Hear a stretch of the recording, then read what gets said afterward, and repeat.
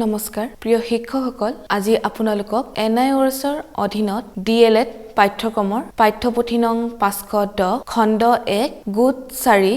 অভিজ্ঞ হাত আৰু ইয়াৰ ভূমিকা আৰু প্ৰয়োজনীয়তা পাঠটিলৈ স্বাগতম জনাইছো। পাঠটিৰ এক অংশ হৈছে ব্যৱহাৰিক কাৰ্যৰ সাংগঠনিক ব্যৱস্থা। আজি আমি এই বিষয়ে কিছু আলোচনা কৰিম। কৰ্মৰ মাজেৰে শিক্ষণ পদ্ধতি। আমেৰিকাৰ মহান দাৰ্শনিক মনোবিদ শিক্ষাবিদ জন ডিউৰীয়ে এই শিক্ষা পদ্ধতিৰ ব্যাখ্যা আগবঢ়াইছিল। বিজ্ঞান শিকনৰ মূল নীতি বুলিলে কৰ্মৰ মাজেৰে শিক্ষণ পদ্ধতি অনুকৰণ কৰা হয়। এই নীতিৰ ভিত্তিত ব্যৱহাৰিক কাৰ্য ফলপ্ৰসূ কৰিবলৈ শিক্ষকে শিক্ষাৰ্থীৰ বাবে কিছুমান নিৰ্দিষ্ট দিশ মন কৰিব লাগে। শিক্ষাৰ্থীয়ে ব্যৱহাৰিক কাৰ্যৰ সঞ্চালন, শিক্ষণ, নিৰীক্ষণ, কৌশল আদি ভালদৰে আয়ত্ত কৰিবলৈ এই দিশসমূহ ধ্যান দি বিকাশ কৰাও প্ৰয়োজনীয়। ব্যৱহাৰিক কাৰ্যৰ সাংগঠনিক ব্যৱস্থা অৰ্থাৎ ইয়াৰ বাবে বিজ্ঞান শিক্ষাৰ বাবে যিবোৰ কিছুমান নিৰ্দিষ্ট দিশ মন কৰা হয় সেই দিশসমূহ হৈছে শ্ৰেণীকোঠাৰ পৰিৱেশ, ভৌতিক পৰিৱেশৰ সংগঠন ব্যৱস্থা, শ্ৰেণীকোঠাৰ পৰিসৰ বহল কৰিব পৰা, শ্ৰেণীকোঠাৰ বাহিৰত ব্যৱহাৰযোগ্য ঠাইৰ সুবিধা, শিক্ষাৰ্থীৰ সৃজনশীল কাৰ্য প্ৰদৰ্শিত কৰা আৰু মনোসামাজিক বাতাবৰণ বা পৰিৱেশৰ নিৰ্মাণ। এই নিৰ্দিষ্ট দিশসমূহৰ প্ৰথম হৈছে শ্ৰেণীকোঠাৰ পৰিৱেশ। শিক্ষকৰ বাবে শ্ৰেণীকোঠাৰ পৰিৱেশ কেনেধৰণৰ হ'ব লাগে বা তেওঁ কেনেকুৱা কৰিবলৈ চেষ্টা কৰিব লাগে। এজন শিক্ষকৰ দ্বাৰা শিক্ষণ প্ৰক্ৰিয়াৰ বাবে গুৰুত্বপূৰ্ণ কাৰ্য হৈছে শ্ৰেণীকোঠাৰ উপযুক্ত পৰিৱেশ সৃষ্টি আৰু নিয়ন্ত্ৰণ কৰা। এজন শিক্ষকে সুচাৰুভাৱে শ্ৰেণীকোঠাৰ পৰিচালনা, সাংগঠনিক কাৰ্য, শিকণ আদি কাৰ্য কৰিলে তেওঁৰ কৰ্মৰ প্ৰতি দায়িত্ববোধ আৰু সমৰ্থ আদি প্ৰকাশ হয়। প্ৰথম অৱস্থাত এজন নতুন শিক্ষকৰ বাবে শ্ৰেণীকোঠাৰ পৰিৱেশ নিয়ন্ত্ৰণ আৰু সুচাৰুভাৱে পৰিচালনা, পাঠদান আদি কাৰ্য কৰিবলৈ সহজ নহয়। শ্ৰেণীকোঠাৰ নিয়ন্ত্ৰণ কৰা পদ্ধতি হৈছে প্ৰধান ব্যৱহাৰিক কৌশল বা ৰণ কৌশল। বেছি সংখ্যক শিক্ষাৰ্থী থকা শ্ৰেণীত প্ৰৱেশৰ আগমুহূৰ্তত শিক্ষকজন উদ্বিগ্ন হৈ পৰে যে তেওঁ কেনেদৰে নিয়ন্ত্ৰণ কৰিব বা কেনেদৰে পাঠ পঢ়াব বা কেনেদৰে শ্ৰেণীকোঠাৰ পৰিৱেশ গঢ়ি তুলিব। শিক্ষকজনৰ বাবে এয়া হৈছে এক ডাঙৰ প্ৰত্যাহ্বান। এই প্ৰত্যাহ্বান সফল কৰি তুলিবলৈ শ্ৰেণীকোঠাৰ উপযুক্ত পৰিৱেশৰ সৃষ্টি আৰু নিয়ন্ত্ৰণৰ বাবে শিক্ষকে এনেধৰণৰ কিছুমান কাৰ্য কৰা প্ৰয়োজনীয়, যেনে যোগাত্মক দৃষ্টি। এজন শিক্ষকে শ্ৰেণীকোঠাৰ আৰম্ভণিত যোগাত্মক দৃষ্টিৰে কৰা উচিত। শ্ৰেণীকোঠাৰ সকলো সম্পদৰ মাজত যোগাত্মক সম্বন্ধৰ সৃষ্টি কৰা উচিত। শ্ৰেণীত প্ৰৱেশৰ মুহূৰ্তত বা প্ৰৱেশ কৰি শিক্ষকে শিক্ষাৰ্থীলৈ এক দৃষ্টি নিক্ষেপ কৰিব লাগে আৰু মৃদু হাঁহিৰে সম্ভাষণ জনোৱা উচিত। দ্বিতীয়তে হৈছে পাঠদান। পাঠদান কাৰ্য পাঠ্যক্ৰম অনুসৰি হোৱা উচিত। শিক্ষকে শিক্ষাৰ্থীৰ জীৱনৰ সৈতে সাঙুৰি পাঠদান প্ৰাসংগিক কৰি তুলিব লাগে। শিক্ষাৰ্থীৰ অভিজ্ঞতাৰ সৈতে সংযোগ কৰি পাঠদান অৰ্থপূৰ্ণতাৰে বিকাশ কৰা উচিত, যাৰ দ্বাৰা শিক্ষাৰ্থীৰ শিক্ষণৰ বাবে আগ্ৰহ বাঢ়িব। শ্ৰেণীকোঠাৰ পৰিৱেশৰ বাবে আন এক নিৰ্দিষ্ট দিশ হৈছে শিক্ষণীয় সম্পদ। পাঠ্যক্ৰমৰ সৈতে উপযুক্ত আৰু উপযোগী আহিলা, আৰ্হি, চিত্ৰ আদি সংযোগ ৰাখি পাঠদান কৰা, যাৰ দ্বাৰা শিক্ষণ প্ৰক্ৰিয়া মনোগ্ৰাহী আৰু আকৰ্ষণীয় হয়। শিক্ষণৰ বাবে শিক্ষাৰ্থী অভিৰুচিত হয়। চতুৰ্থতে শিক্ষক আৰু শিক্ষাৰ্থীৰ সংযোগ। এই দিশো শিক্ষকে মন কৰিব লাগে। শিক্ষাৰ্থীৰ বাবে শিক্ষক এজন বন্ধু, দাৰ্শনিক আৰু পথ প্ৰদৰ্শক হোৱা উচিত। শিক্ষকে শ্ৰেণীৰ সকলো শিক্ষাৰ্থীকে সমান দৃষ্টিৰে, লক্ষ্য আৰু যত্নেৰে শিকণ কৰিব লাগে। শিক্ষাৰ্থীয়ে পাঠৰ কিবা নুবুজিলে, দুমোজাত পৰিলেও মনৰ আশংকা বা সংশয়, সংকোচ আদিৰ বাবে প্ৰশ্ন কৰিব নোৱাৰে। এই ভয় ভাৱ দূৰ কৰিবলৈ শিক্ষকে শিক্ষাৰ্থীৰ সৈতে উৎসাহপূৰ্ণ সংযোগ স্থাপন কৰিব লাগে বা সংযোগ কৰা উচিত। ইয়াৰ ফলত শিক্ষাৰ্থীৰ শিক্ষণৰ বিকাশ হয়। কিছুমান শিক্ষাৰ্থীৰ অভ্যাস আৰু ব্যৱহাৰ আদি দূৰ কৰিবলৈও শিক্ষকে প্ৰভাৱী ব্যৱহাৰ সেই শিক্ষাৰ্থীৰ সৈতে প্ৰয়োগ কৰা উচিত। শ্ৰেণীকোঠাৰ পৰিৱেশৰ বাবে বাতাবৰণো প্ৰয়োজনীয়। শিক্ষক এজনে শিক্ষাৰ্থীৰ বাবে উপযোগী মানসিক সামাজিক পৰিৱেশৰ সৃষ্টি কৰিবলৈ সমৰ্থ হ'ব লাগিব। অনুকূল বাতাবৰণে শিক্ষাৰ্থীক শিক্ষণৰ প্ৰতি আগ্ৰহী কৰি তোলে। শিক্ষকে শিক্ষাৰ্থীৰ মানসিক, শাৰীৰিক সুবিধা অসুবিধাও লক্ষ্য কৰিব লাগে যাৰ দ্বাৰা শিক্ষাৰ্থীজনে আৰামদায়কভাৱে শিক্ষণ লাভ কৰিব পাৰে আৰু শিক্ষাৰ্থীৰ মাজত যি সংযোগ সেই সংযোগৰ দ্বাৰা শিক্ষাৰ্থীয়ে নিজৰ অসুবিধাসমূহ শিক্ষকক জনোৱা উচিত আৰু তাৰ বাবে উপযুক্ত বাতাবৰণ সৃষ্টি কৰিব লাগে শ্ৰেণীকোঠাৰ পৰিৱেশৰ বাবে সময়সূচীও প্ৰয়োজনীয় শ্ৰেণীকোঠাৰ কাৰ্যকলাপসমূহ নিৰ্দিষ্ট সময়সূচী আৰু নীতি নিয়মৰ মাজেদি নিয়ন্ত্ৰণ কৰা হয় দৈনন্দিন কাৰ্যসূচীৰ যোগেদি শিক্ষাৰ্থীৰ শিক্ষণ এটা স্তৰৰ পৰা আন এটা স্তৰলৈ ক্ৰমে বিকাশ হয় শিক্ষকেও ৩৫ বা ৪৫ মিনিটৰ নিৰ্দিষ্ট সময়খিনিত পাঠ্যক্ৰম অনুসৰি পাঠদান কৰিব নিৰ্দিষ্ট সময়ছোৱাত শিক্ষকে সকলো লক্ষ্য কৰি শিক্ষণৰ বাবে শ্ৰেণীকোঠাৰ পৰিৱেশ গঢ়ি তুলিব অভ্যাস শ্ৰেণীৰ উপযুক্ত পৰিৱেশত শিক্ষাৰ্থীৰ শিক্ষণ হয় শিক্ষণৰ অভ্যাসৰ দ্বাৰা শিক্ষাৰ্থীৰ বিকাশ হয় শ্ৰেণীকোঠাৰ এনে এক ঠাই য'ত শিক্ষণ হাৰুৱা হয় কিয়নো বৰ্তমান শিক্ষা ব্যৱস্থাত শিক্ষাৰ্থীৰ আগ্ৰহ আৰু পছন্দও গুৰুত্ব দিয়া হয় অভ্যাসৰ জৰিয়তে শিক্ষণ বেছি বোধগম্য হয় আৰু বিজ্ঞানৰ ব্যৱহাৰিক কাৰ্যসমূহ উপযুক্ত অভ্যাসৰ দ্বাৰাহে আয়ত্ত কৰা হয় এই ক্ষেত্ৰত শিক্ষকে তত্ত্বাৱধায়ক হিচাপে শিক্ষাৰ্থীক পৰিচালনা কৰে আৰু সহযোগ কৰে শিক্ষকে শিক্ষাৰ্থীসকলক শিক্ষণ সম্বন্ধীয় আলোচনা কৰিবলৈ সুযোগ দিবও লাগে সুযোগো হৈছে শ্ৰেণীকোঠাৰ পৰিৱেশ গঢ়ি তোলাৰ এক উপাদান বা এক সুবিধা যাতে নিজৰ মাজত থকা সন্দেহ প্ৰকাশ কৰিব পাৰে শিক্ষকে শিক্ষাৰ্থীসকলক সৰু বা ডাঙৰ গোটত ভাগ কৰিও সেই সুযোগ দিব লাগে অথবা কিছুমান বিজ্ঞানৰ কাৰ্যকলাপ পৰীক্ষণৰ বাবে সুযোগ সুবিধা দিয়া হয় বা সুযোগ সুবিধা দিয়া উচিত নিজে কৰা পৰীক্ষা অভ্যাস আদিৰ দ্বাৰা শিক্ষাৰ্থীৰ মনত সহজে ৰয় আৰু তেওঁলোকে সহজে বুজি পায় এইদৰে আলোচনা কাৰ্য পৰীক্ষা আদি কৰিলে শিক্ষাৰ্থীৰ মাজত ঐক্যতা বৃদ্ধি হয় ব্যৱহাৰিক কাৰ্যৰ সাংগঠনিক ব্যৱস্থাৰ দ্বিতীয়টি প্ৰয়োজনীয় দিশ হৈছে ভৌতিক পৰিৱেশৰ সংগঠন ব্যৱস্থা ভৌতিক পৰিৱেশৰ সংগঠন ব্যৱস্থা বুলি ক'লে এটা আদৰ্শ শ্ৰেণীকোঠা মনলৈ আহে এটা আদৰ্শ শ্ৰেণীত পোহৰৰ উজ্জ্বল ব্যৱস্থা থকা প্ৰয়োজনীয় শ্ৰেণীকোঠাৰ স্বচ্ছ হোৱা প্ৰয়োজনীয় য'ত পৰিষ্কাৰ পৰিচ্ছন্নতা দেখা পোৱা যায় আজবাবেৰে সুসজ্জিত হ'ব লাগে যাতে শিক্ষাৰ্থীৰ বাবে এটা শ্ৰেণীকোঠা আৰামদায়ক আৰু সুবিধাজনক হয় শিক্ষাৰ্থীয়ে সুবিধাজনকভাৱে শ্ৰেণীকোঠাৰ মাজত চলাচল কৰিব পৰা ব্যৱস্থা বা মুক্ত ঠাই থাকিব লাগে শিক্ষাৰ্থীয়ে শিক্ষণৰ সময়ত শিক্ষকক পোনপটীয়াভাৱে দেখা পোৱা হ'ব লাগে বা শিক্ষাৰ্থীসকলে ইজনে সিজনক দেখা পোৱা হ'ব লাগে গাইগুটীয়াকৈ বা সমূহীয়াকৈ কাৰ্য কৰাৰ সুবিধা থাকিব লাগে ভৌতিক পৰিৱেশৰ সংগঠন ব্যৱস্থাত আদৰ্শ শ্ৰেণীকোঠা এটাত শিক্ষকেও শিক্ষাৰ্থীৰ প্ৰতি বা শিক্ষাৰ্থীক যাতে সম্পূৰ্ণৰূপে ভালদৰে দেখা পায় আৰু সক্ৰিয় শিক্ষণৰ হেতু আৰু শিক্ষাৰ্থীৰ পূৰ্ণ অংশগ্ৰহণৰ বাবেও শিক্ষাৰ্থীৰ বহা ব্যৱস্থা সজাই তুলিব লাগে বা সজাই তোলা হয় যাতে শিক্ষাৰ্থীসকলৰ প্ৰত্যেকে ইজন সিজনক আৰু শিক্ষকক দেখা পায় ব্যৱহাৰিক কাৰ্যৰ সাংগঠনিক ব্যৱস্থাৰ তৃতীয়টো দিশ হৈছে শ্ৰেণীকোঠাৰ পৰিসৰ বহল কৰিব পৰা শ্ৰেণীকোঠাৰ ভিতৰত সাজ-সজ্জাৰ ভিত্তিটো শিক্ষণীয় পৰিৱেশ গঢ়ি উঠে শিক্ষকে সক্ৰিয় শিক্ষণ আৰু শিক্ষাৰ্থীৰ যোগদান উপস্থিতিৰ বাবেও শ্ৰেণী সজ্জাৰ ওপৰত বিশেষ গুৰুত্ব দিব লাগে শ্ৰেণীকোঠাৰ স্থান উপযুক্ত শিক্ষণীয় হ'বলৈ শ্ৰেণীকোঠা এনে ধৰণৰ হ'ব লাগে যে শ্ৰেণীকোঠাটো নমনীয় হ'ব লাগে অৰ্থাৎ শ্ৰেণী সজ্জা বা ব্যৱস্থাপনা নমনীয় হ'ব লাগে যে প্ৰয়োজন সাপেক্ষে শ্ৰেণীকোঠাৰ আচবাব চলাচল কৰিব পাৰি বা সলনি কৰি শ্ৰেণীকোঠাৰ সজ্জাটো আমি ভিন্ন ধৰণে সজাই তুলিব পৰা যায় দ্বিতীয়তে আচবাব শ্ৰেণীকোঠাত আচবাব যেনে টেবুল চকী ডেস্ক বেঞ্চ আদি সুসজ্জিত হ'ব লাগে যাতে শিক্ষাৰ্থীয়ে সুবিধা আৰু আৰাম অনুভৱ কৰে শ্ৰেণীকোঠাৰ পৰিসৰ বহল কৰিব পৰা আন এক ব্যৱস্থা হৈছে অলাগতিয়াল আচবাব আঁতৰাই পেলোৱা শিক্ষাৰ হেতু সকলো বিদ্যালয়ৰ শ্ৰেণীৰ পৰিসৰ একেই নহয় প্ৰভাৱী শিক্ষাৰ বাবে সুসজ্জিত বৃহৎ শ্ৰেণীৰ ব্যৱস্থা কিছুমান বিদ্যালয়ৰ বাবে ঠাইৰ অভাৱত একমাত্ৰ বিলাসিতা কিছুমান শ্ৰেণীত কেতিয়াবা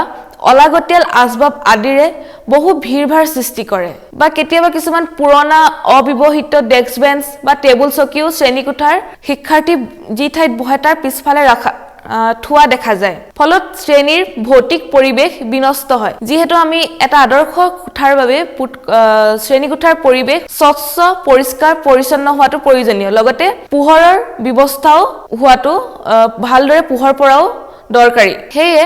অলাগতিয়াল আচবাববোৰ আঁতৰাই ভিৰভাৰ অনুভৱ কম কৰিব পাৰি লগতে শিক্ষণীয় পৰিসৰ বহলাব পাৰি শ্ৰেণীকোঠাৰ ভিতৰত চলাচলো ইয়াৰ ফলত সুবিধাজনক হৈ পৰে শ্ৰেণীকোঠাত পৰিসৰ বৃদ্ধি কৰিবৰ বাবে তাত যিবোৰ আচবাব থাকে তাৰ আকাৰ আকৃতিও এক প্ৰয়োজনীয় কথা টেবুল ডেস্ক ইত্যাদি লাগতিয়াল আচবাববোৰৰ আকৃতি আয়তাকাৰ হোৱা প্ৰয়োজনীয় কিয়নো বেলেগ আকৃতিৰ আচবাববোৰে বেছি পৰিসৰ আগুৰি থকা হয় আৰু শ্ৰেণীকোঠাটোত ভিৰভাৰ সৃষ্টি হয় শিক্ষকে ব্যৱহাৰ কৰা টেবুলৰ আকাৰ বৃহৎ হলেও বেছি ঠাই আগুৰি থকা দেখা যায় সেয়ে সৰু শ্ৰেণীকোঠাত শিক্ষকৰ টেবুলৰ আকাৰ সৰু হলেও শ্ৰেণীৰ পৰিসৰ বহল কৰিব পৰা যায় শ্ৰেণীকোঠাৰ প্ৰয়োজনীয় আৰু গুৰুত্বপূৰ্ণ এক উপাদান হৈছে ব্লেকবোৰ্ড বা হোৱাইট বোৰ্ড শ্ৰেণীকোঠাত ব্যৱহাৰ কৰা বোৰ্ডখন শিক্ষাৰ্থীৰ সন্মুখত এনেদৰে ৰাখিব লাগে যে সকলোৱে ভালদৰে দেখা পায় শিক্ষকে যেতিয়া বোৰ্ডত লিখিব তেতিয়া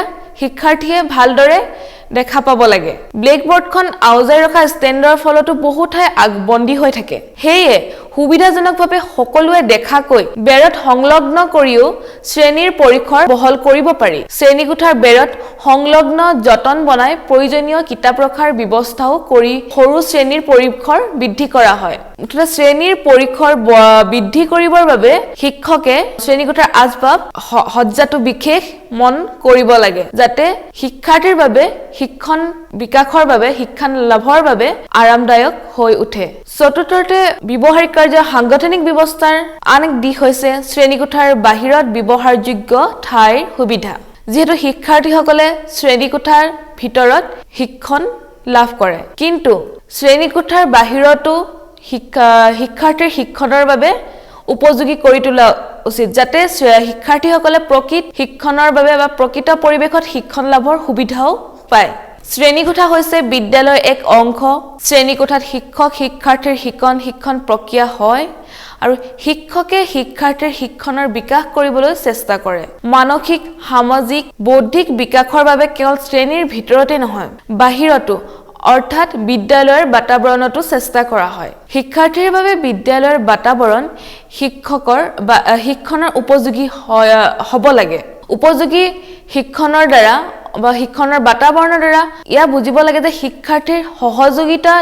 দায়িত্ববোধ আধিপত্যম সন্মান দয়া আদিৰো জ্ঞান পোৱা যায় শ্ৰেণীকোঠাৰ বাহিৰত শিক্ষণৰ সুবিধা এনেধৰণৰ হ'ব লাগে শ্ৰেণীকোঠাৰ বাহিৰত কিছুমান মডেলৰ ব্যৱহাৰ কৰিব লাগে যাতে বিদ্যালয়ৰ চৌহদত কিছুমান আকৰ্ষণীয় শিক্ষণীয় মডেল ৰাখিলে শিক্ষাৰ্থীও যাতে লাভৱান হয় যাৰ দ্বাৰা শিক্ষাৰ্থীৰ স্বতঃস্ফূৰ্ত শিক্ষণ হয় যেনে বৰ্গ আয়ত ত্ৰিভুজ সৰলৰেখা আদি বিভিন্ন জ্যামিতীয় আৰ্হি বা আকৃতিৰ আৰ্হি বস্তু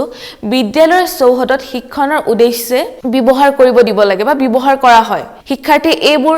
আকৃতি চিনাক্তকৰণ কৰিবলৈ দি সিহঁতৰ জ্ঞানৰ বিকাশ হোৱাত সহায় কৰা হয় দ্বিতীয়তে হৈছে নামকৰণ বিদ্যালয়ৰ চৌহদত থকা গছ-গছনিসমূহ প্ৰতিজোপা গছত সাধাৰণ নাম বৈজ্ঞানিক নাম ইত্যাদিৰ ফলকাৰী থোৱা যায় বা আৰি ৰাখিব লাগে যাৰ দ্বাৰা এইবোৰ সদায় দেখি থকাৰ ফলত শিক্ষাৰ্থীৰ নামসমূহ সহজে মনত ৰৈ যাব আৰু সিহঁতৰ জ্ঞানৰো বিকাশ হ'ব তৃতীয়তে নীতি শিক্ষা বিদ্যালয়ৰ চৌহদৰ ভিতৰত নীতি শিক্ষামূলক বাক্য উপদেশবাণী আদি বিভিন্ন স্থানত লিখি ৰাখিব লাগে বিভিন্ন স্থান যেনে শ্ৰেণীকোঠাৰ দুৱাৰ কাষত প্ৰৱেশদ্বাৰ খুঁটা আদিত বাক্য লিখি ৰাখিব লাগে আৰু তাৰ তদুপৰি ক্লিপ মাৰি আঠা লগাই কাগজতো লিখি ৰাখিব পৰা যায় আৰু এই নীতি শিক্ষাসমূহৰ দ্বাৰাও শিক্ষাৰ্থীৰ মনত সন্মান দয়া মৰম দায়িত্ব অধিকাৰ কৰ্তব্য আদিৰ বোধৰ জন্ম দিয়াব পাৰিবা শিক্ষাৰ্থীয়ে ইয়াৰ জ্ঞান লাভ কৰে শ্ৰেণীকোঠাৰ বাহিৰত পাঠদান বিদ্যালয় চৌহদৰ ভিতৰত থকা গছৰ তলতো শিক্ষাৰ্থীক পাঠদান কৰিব পাৰি কেতিয়াবা শিক্ষাৰ্থীক এনেদৰে পাঠদান কৰিলে মনত ৰখাত সহজ হয় বিশেষকৈ নেউতা আওৰোৱা কবিতা পাঠ আদি মনত ৰাখিবলৈ এনে কৰা হয় প্ৰকৃত পৰিৱেশৰ ভিত্তিত শিক্ষণ গুৰুত্বপূৰ্ণ বিজ্ঞানৰ বিভিন্ন পাঠৰ শিক্ষা শ্ৰেণীৰ বাহিৰত বা ভিতৰত প্ৰকৃত পৰিৱেশৰ প্ৰমাণৰ ভিত্তিত কৰাটো লাভদায়ক তত্ত্বাৱধানো হৈছে শ্ৰেণীকোঠাৰ বাহিৰত ব্যৱহাৰযোগ্য ঠাইৰ সুবিধাৰ বাবে শিক্ষকে শিক্ষাৰ্থীৰ প্ৰতি কৰা এক তত্ত্বাৱধান শিক্ষকে শিক্ষাৰ্থীৰ শিক্ষণ কিমান ফলপ্ৰসূ হৈছে সেয়া নিজৰ তত্ত্বাৱধানত ৰাখি বিচাৰ কৰে শ্ৰেণীৰ ভিতৰত বা বাহিৰত শিক্ষাৰ্থীসকলক একগোট কৰি সিহঁতে কিমান শিকিছে অসুবিধা আদি শিক্ষকে শিক্ষাৰ্থীৰ তত্ত্বাৱধান কৰে পঞ্চমতে শিক্ষাৰ্থীৰ সৃজনীশীল কাৰ্যৰ প্ৰদৰ্শিত কৰা এয়া হৈছে ব্যৱহাৰিক কাৰ্যৰ সাংগঠনিক ব্যৱস্থা শিক্ষাৰ্থীসকলৰ প্ৰত্যেকৰে নিজা সৃজনীশীল শক্তি থাকে কিছুমানৰ হয়তো এই সৃজনীশীল শক্তিৰ বাবে সুপ্ত বিকাশ থাকে কিছুমানৰ লুপ্ত বিকাশ থাকে কিছুমান হয়তো লাজ ভয় সংকোচ আদিৰ বাবে সৃজনীশীল শক্তি লুপ্ত অৱস্থাত থাকে শ্ৰেণীকোঠা হৈছে শিক্ষাৰ্থীৰ সৃজনীশীল শক্তি বা সৃজনীশীল কাৰ্যৰ প্ৰদৰ্শিত আৰু বিকশিত কৰাৰ প্ৰাথমিক স্তৰৰ উপযুক্ত স্থান শিক্ষকে পথ প্ৰদৰ্শক ৰূপে শিক্ষাৰ্থীক সৃজনীশীল কাৰ্য প্ৰদৰ্শন কৰিবৰ বাবে উৎসাহিত কৰিব লাগে শিক্ষকে এনেদৰে শিক্ষাৰ্থীসকলক সহায় কৰা উচিত এক হৈছে প্ৰচাৰ পত্ৰিকা শ্ৰেণীকোঠাৰ ভিতৰত বা ভিতৰৰ বেৰত বা বাহিৰ কাষে দুৱাৰৰ কাষত প্ৰচাৰ পত্ৰিকা ৰখা হয় যাতে সকলোৱে ভালদৰে দেখা পায় প্ৰচাৰ পত্ৰিকাত শিক্ষাৰ্থীসকলৰ কাৰ্যসমূহ প্ৰদৰ্শন কৰা হয় আৰু ইয়াৰ দ্বাৰা শিক্ষাৰ্থীসকলে কিছুমান নিজৰ বিজ্ঞান ভিত্তিক বা আন সম্বন্ধীয় লিখা প্ৰস্তুত কৰিব পাৰে আৰু প্ৰদৰ্শিত কৰিব পাৰে দ্বিতীয়তে মণ্ডিত শ্ৰেণীকোঠাৰ ভিতৰত দুলাৰি ক্লিপ মাৰি আঠা লগাই উলমাই আদি কৰিও শিক্ষাৰ্থীৰ কাৰ্য প্ৰদৰ্শন কৰা হয় শ্ৰেণীৰ সাজ-সজ্জাও শিক্ষাৰ্থীৰ সৃজনীশীল কাৰ্য প্ৰদৰ্শিত কৰাৰ বাবে এক উপায় শিক্ষকে শিক্ষাৰ্থীৰ সৈতে শ্ৰেণীকোঠাৰ সাজ-সজ্জা কৰিলেও সৃষ্টিশীল কাৰ্যৰ প্ৰদৰ্শন হয় ইয়াৰ দ্বাৰা শ্ৰেণীকোঠা অধিক আকৰ্ষণীয় হয় আৰু শিক্ষাৰ্থীৰ সংখ্যা অধিক হলেও স্বাগতম হয় অৰ্থাৎ শ্ৰেণীৰ আচবাব অনুযায়ী শ্ৰেণীৰ সৰু শ্ৰেণী হলেও তাৰ পৰিসৰ বহল কৰিব পৰা হৈছে এক সৃজনীশীল কাৰ্য এয়া হৈছে শিক্ষাৰ্থীসকলৰ সৃজনীশীল কাৰ্য প্ৰদৰ্শিত কৰাৰ কিছুমান উপায় প্ৰচাৰ পত্ৰিকা বেৰত সংলগ্ন প্ৰতিচ্ছবি ইত্যাদি শেষৰটি নিৰ্দিষ্ট দিশ হৈছে মনোসামাজিক বাতাবৰণ বা পৰিৱেশৰ নিৰ্মাণ শ্ৰেণীকোঠা হৈছে এটা সমূহীয়া শিক্ষণৰ কেন্দ্ৰ বিদ্যালয়ৰ শ্ৰেণীসমূহত শিক্ষক আৰু শিক্ষাৰ্থীৰ নিয়মিত শিক্ষণ আৰু শিকন প্ৰক্ৰিয়া হয় সকলোৱে একগোট হৈ নজনা কথা জানিবলৈ শিক্ষণীয় পৰিৱেশৰ সৃষ্টি হয় বা সৃষ্টি কৰে শিক্ষণীয় পৰিৱেশৰ বাবে শিক্ষক আৰু শিক্ষাৰ্থী উভয়ৰে মানসিক আৰু সামাজিক পৰিস্থিতিৰ প্ৰতিও দায়বদ্ধতা থাকিব লাগে উপযুক্ত মনোসামাজিক বাতাবৰণে শিক্ষণ হাৰুৱা কৰি তোলে উপযুক্ত স্বাস্থ্যসন্মত মনোসামাজিক বাতাবৰণ নিৰ্মাণৰ বাবে কেতবোৰ দৰকাৰী তথ্য হৈছে ব্যৱহাৰ বা শিক্ষকৰ ব্যৱহাৰ শিক্ষাৰ্থীৰ প্ৰতি বন্ধুসুলভ হোৱা উচিত যাৰ দ্বাৰা শিক্ষাৰ্থীৰ মনত থকা আশংকা ভয় ভীতিভাৱ বা উদ্বিগ্ন ইত্যাদিবোৰ আঁতৰাই শিক্ষকক নিজৰ নজনাখিনি সুধিব পাৰে বা নিজৰ সমস্যাৰ বিষয়ে শিক্ষকৰ লগত আলোচনা কৰিব পাৰে দ্বিতীয়তে সমৰ্থন শিক্ষক আৰু শিক্ষাৰ্থীৰ মাজত সহযোগিতা থকা প্ৰয়োজনীয় সমূহীয়া সদস্যৰ মাজত বন্ধুসুলভ আৰু সমৰ্থন ব্যৱহাৰে মনোসামাজিক বাতাবৰণ সৃষ্টি কৰে শিক্ষকৰ শিকনৰ প্ৰতি বিকাশ কৰাৰ সুবিধা বাঢ়ে লগতে আত্মবিশ্বাস আৰু আত্মসন্মান বাঢ়ে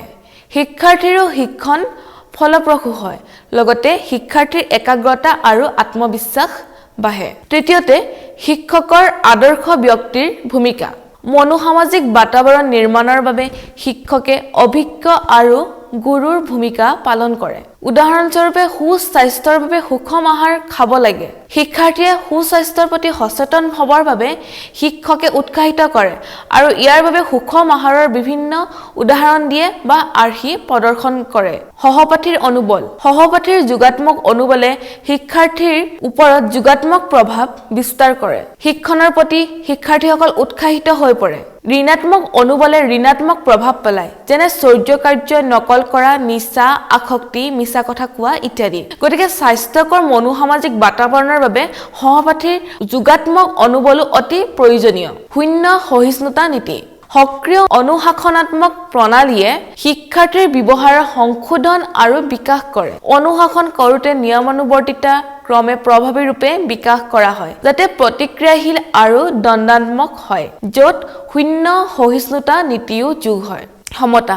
শিক্ষাৰ্থীৰ মাজত ল'ৰা-ছোৱালীৰ ভেদাভেদ ৰাখিব নালাগে সকলোকে সমদৃষ্টিৰে চাব লাগে গণতান্ত্ৰিক প্ৰক্ৰিয়া আৰু সমসুবিধাৰ দ্বাৰা ছাত্ৰ-ছাত্ৰীৰ অধিকাৰ বা ছাত্ৰ-ছাত্ৰীৰ যি অধিকাৰ হেয়া সমৰ্থন কৰিব লাগে পুৰস্কাৰ মনোসামাজিক বাতাবৰণৰ বাবে পুৰস্কাৰো হৈছে এক উপায় শিক্ষাৰ্থীৰ ভাল ফলাফল ব্যৱহাৰ কাৰ্য আদিৰ বাবে প্ৰশংসা কৰি পুৰস্কাৰ দি উৎসাহিত কৰিব লাগে ইয়াৰ দ্বাৰা অন্যান্য শিক্ষাৰ্থীও সফল সংশোধন আদিৰ বাবে উৎসাহিত হয় মনোসামাজিক বাতাবৰণৰ বাবে শাস্তিও মন কৰিবলগীয়া দিশ শিক্ষাৰ্থীৰ ভুলৰ বাবে শাৰীৰিক শাস্তি প্ৰদান নিষেধ হ'ব লাগে ই শিক্ষাৰ্থীৰ মনত ঋণাত্মক প্ৰভাৱ পেলায় হিংসাৰ ভাৱ আঁতৰোৱা উচিত শাৰীৰিক শাস্তি প্ৰদান আৰু হিংসাত্মক নিষেধ নীতি সমৰ্থন কৰি শিক্ষাৰ্থীক অহিংসামূলক কথাবৰ্তাৰ প্ৰতি উৎসাহিত কৰা নহয় গতিকে আমি বা শিক্ষকে শাৰীৰিক শাস্তি প্ৰদান আৰু হিংসাত্মক নীতি সমৰ্থন কৰিব নালাগে আৰু ইয়াৰ দ্বাৰা শিক্ষাৰ্থীক অহিংসাত্মক কথাবাৰ্তাৰ প্ৰতি উৎসাহিত কৰা হয় গতিকে আজি আমি পাঠত আলোচনা কৰিলো যে ব্যৱহাৰিক কাৰ্যৰ সাংগঠনিক ব্যৱস্থাৰ বাবে বিশেষকৈ বিজ্ঞান শিক্ষাৰ ব্যৱহাৰিক কাৰ্যৰ সাংগঠনিক ব্যৱস্থাৰ বাবে কিছুমান নিৰ্দিষ্ট দিশ মন কৰা উচিত আৰু সেই দিশসমূহ আছিলে শ্ৰেণীকোঠাৰ পৰিৱেশ ভৌতিক পৰিৱেশৰ সংগঠন ব্যৱস্থা শ্ৰেণীকোঠাৰ পৰিসৰ বহল কৰিব পৰা শ্ৰেণীকোঠাৰ বাহিৰত ব্যৱহাৰযোগ্য ঠাইৰ সুবিধা শিক্ষাৰ্থীৰ সৃজনীশীল কাৰ্য প্ৰদৰ্শিত কৰা আৰু মনোসামাজিক বাতাবৰণ বা পৰিৱেশ নিৰ্মাণ অৰ্থাৎ শ্ৰেণীকোঠা এটা আদৰ্শ শ্ৰেণীকোঠাৰ বাবে শ্ৰেণীকোঠাৰ পৰিৱেশৰ লগতে শ্ৰেণীকোঠাৰ পৰিৱেশ সৃষ্টি কৰাৰ বাবে শিক্ষকে চেষ্টা কৰা উচিত আৰু সেই পৰিৱেশৰ বাবে শ্ৰেণীকোঠাৰ সাজ-সজ্জা আচবাব ইত্যাদিৰো মন কৰা উচিত আৰু লগতে যদিও শ্ৰেণীকোঠাৰ কেতিয়াবা কিছুমান শ্ৰেণীকোঠাৰ আকৃতি বা আকাৰ সৰু হয় আৰু পাঠদানৰ বাবে অসুবিধা হয় বা ব্যৱহাৰিক কাৰ্যসমূহ কৰাৰ বাবে কেতিয়াবা অসুবিধা হয় তেতিয়া এক বিশেষ কৌশলে বা নিজৰ সৃজনীশীল শক্তিৰ দ্বাৰা বা সৃজনীশীল কাৰ্যৰ দ্বাৰা সেই শ্ৰেণীকোঠাৰ পৰিসৰ বহল কৰিব পৰা সমৰ্থ থাকিব লাগে আৰু লগতে শ্ৰেণীকোঠাৰ বাহিৰতো কেনেদৰে প্ৰকৃতৰ জ্ঞানৰ ভিত্তিত বিজ্ঞানৰ শিক্ষা প্ৰদান কৰিব পাৰি হেয়া মন কৰিব লাগে লগতে এই সমূহ দিশসমূহৰ লগতে সেই পৰিৱেশত শিক্ষক আৰু শিক্ষাৰ্থীৰ শিক্ষণ আৰু শিক্ষণৰ বাবে মনোসামাজিক বাতাবৰণ বা পৰিৱেশৰ নিৰ্মাণো হৈছে এক প্ৰয়োজনীয় দিশ ধন্যবাদ